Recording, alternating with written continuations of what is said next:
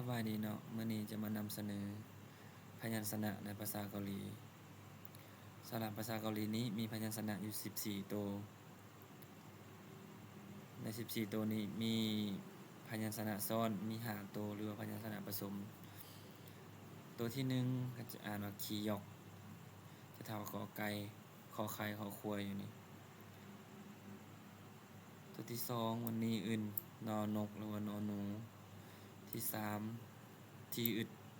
ต่อตาหรือว่าดอเด็กอันนี้รีอื่นลอลิงหรือวอวิลอลิงหรือว่าลอลาดาอันนี้จะมีมอมามอแมวพี่พอพูหรือพอพึ่งนั่นซีอุดซอสร้างหรือว่าซอเสือก็ได้อีอึ่งอโอหรือว่างองัวซีอุดจอซีอึดซอสร้างขี้ยอกขอควายหรือว่าขอไข่อยู่ในตัวเดียวกันเลยที่อึดทอทงหรือว่าทอทุงพี่อึบพอพูหรือพอพึ่งพี่อึดฮอเฮือนหรือว่าฮอฮานสำหรับพยัญชนะซ้อนจะมี5ตัวซังขี้ยอกคำว่าซังในภาษาเกาหลีแปลว่าซองปกติอยู่ถึงมันจะเป็นแบบขี้ยอกตัวเดียวเนาะอันนี้มันซังคือซองขี้ยอก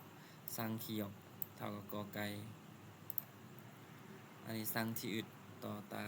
ซังพี่อึบปอปลาอันนี้ซังซีอุดซอสร้างหรือว่าซอเสือซังซีอุดเท่ากับจอจอกเนาะสำหรับคลิปนี้จะอ่านพยัญชนะสำหรับคลิปต่อไปจะนำเสนอเกี่ยวกับสระในภาษาเกาหลีเนาะ